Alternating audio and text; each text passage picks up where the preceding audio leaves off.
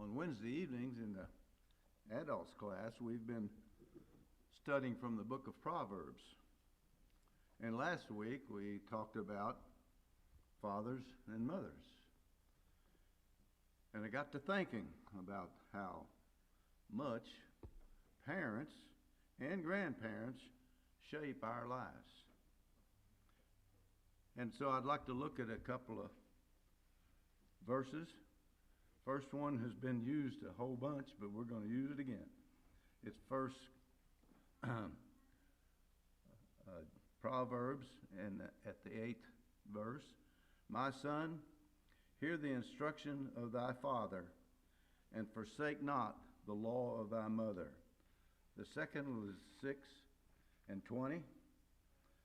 My son, keep thy father's commandments, and forsake not the law of thy mother.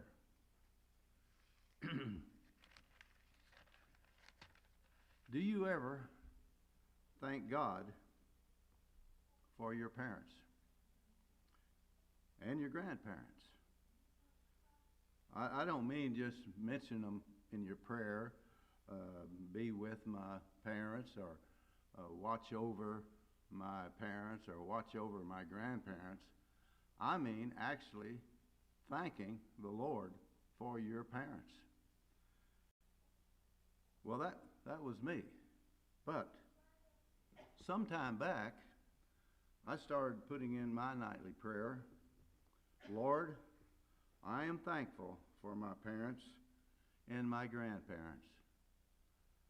I realized that I owed them a lot. Unfortunately, by the time that I did this, my parents and grandparents were gone. I also realized that they had a large influence on my spiritual life and my personal life also. So I would like to tell you a few things about my parents and my grandparents, and I'll know that you'll see why I'm saying this. My mother was a spiritual leader in our family. She's the one that got us up and going on a Sunday morning.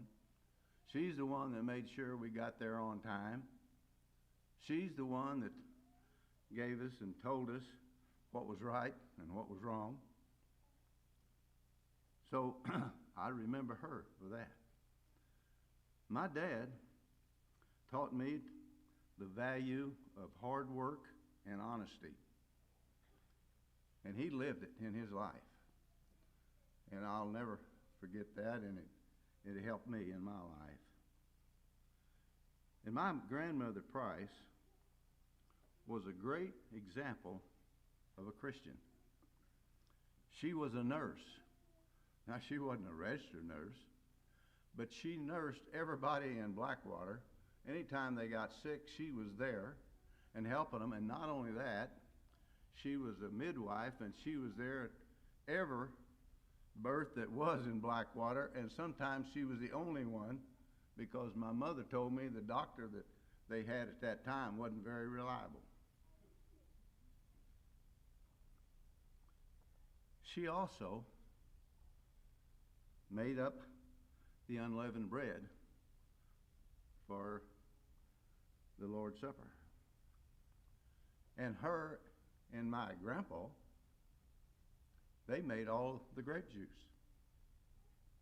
Always did it. Every Saturday she made up the unleavened bread. She also helped me to be able to lead songs. I can remember her. She always sat, and we only had 2 rows of pews. She sat in the second row of pew with her back to that rest and one leg up on the pew, because she had cancer. And at that time, they didn't know what to do. And so what they did was they just cut out the knee and replaced it with a solid bone. They told her she would never walk again. In 6 months, she was walking all over Blackwater. she had, anyway, when I would practice, every Sunday evening, we would get together, and the young men would stand up and lead songs. I'd always stand right there, and I'd start it all right, but I would listen for my grandmother, because she could carry the tune. And that's how I learned all the tunes. I never could read music. I just remembered. She had 7 children, 3 girls. The 3 girls, their husbands all of them were elders, and one of them was a part-time preacher. She had 4 boys. One of them was a preacher, my Uncle Clarence. All the rest of them were Christians. So I learned a lot from her. And my grandfather Price, he was the leader in the church there at Blackwater. And I can remember when I stayed with them. My parents usually went on a vacation in the summer, and I'd have to go, and I said have to, go down to Grandma and Grandpa Price. And Denny got to go to Grandpa and Grandma Weedle's, because Grandpa Weedle did everything neat, fun stuff, good stuff. And Grandma and Grandpa, they didn't ever go. They didn't even have a car.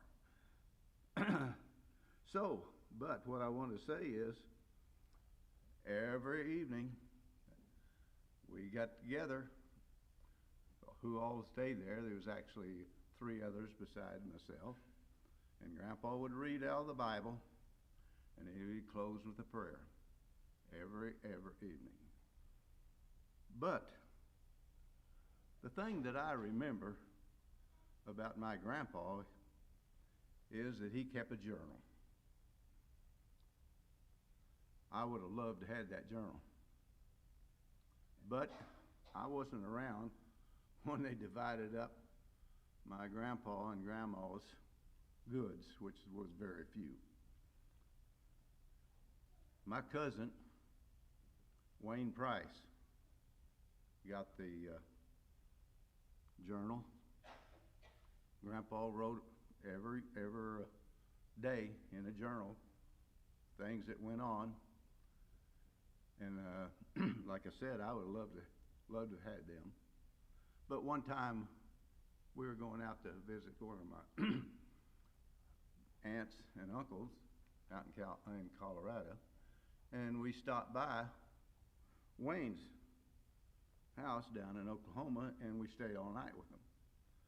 So I asked Wayne, I said, do you still have Grandpa's journal? He said, yeah. I said, man, I'd love to see him. He said, okay, and he brought out 2 big old boxes, and I kind of dug through them and found one, and I started reading it. And it just so happened on that one, it was Sunday. And Grandpa had written in there, Blackwater boys played the new Franklin boys in baseball today. Woody pitched. Woody hit a home run. Woody drove in 3 runs. Well, this Woody we're talking about was my Uncle Woodrow. And he was a pretty good athlete. And so right quick, I turned to the next Sunday. Oh, Blackwater played Pollock Grove. Beat them 5-1. Woody pitched. Woody hit a home run. Drove in a couple of runs.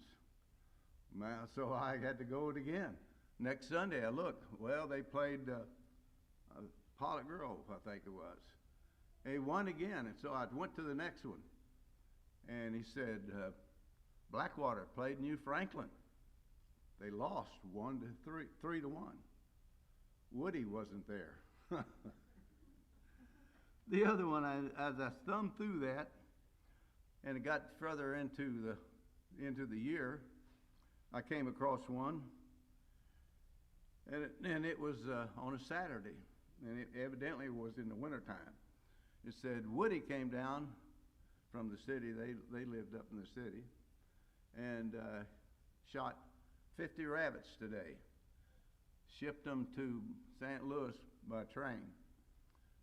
So then I switched over to the next day, Sunday. Said, Woody went hunting today. Shot himself in the foot. Should have went to church. My grandmother, Weedle, she was a good Christian lady. She had one boy. He was an elder there in Blackwater. Had 3 girls, and of course one of them was my mother. And my grandpa, Weedle, may have had the biggest influence on me of all. He was dead set against smoking and drinking. And he took Dennis, my brother, Philip, my cousin, and myself aside and said, if you boys won't smoke or drink, by the time you're 21, I'll buy you a diamond ring. I wanted that diamond ring. And I'll guarantee you, I didn't let anything get in the way of getting that diamond ring. We all got diamond rings. He was honest and well thought of in the community. He didn't have a job when I knew him. He did work hard in his younger days, but by the time that I knew him, his dad had died and left him a large farm, and so he just rented it out. So he took Dennis, Philip, and myself on all kinds of trips everywhere. He even came by school one time and got us out of school to go up to Swan Lake to see the geese come in. We stayed all night in the tent. As I said, we went everywhere. I did a lot of things with Grandpa Weedle. But he was always making something. He was an interesting man. He used to make rings. Well, he made jewelry, but he would make rings, and for Christmas, he'd bring out several boxes of rings in them, and we all got to choose and take the ring. That happened every year. He also built 2 cabins. One of them burnt down. And he built a lake. That lake is still there, and it's still called Weedle Lake. If you look at it on the map, it's called Weedle Lake. I think this is where I got a lot of my ideas for what I've done. I don't think I could have ever had better parents and grandparents. You young people, if you have Christian parents, you need to thank God every night for them. I started too late, but I still do now. And you older ones, it's not too late for you to thank the Lord if you had Christian parents.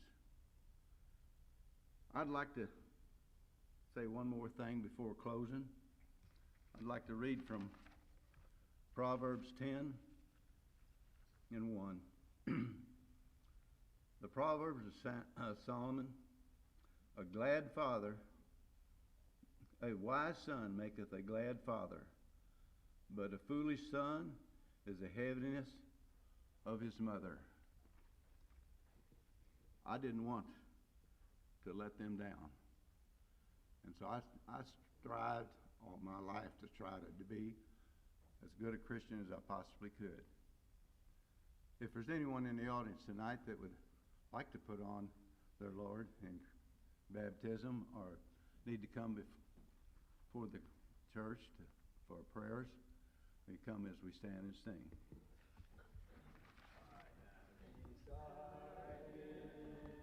To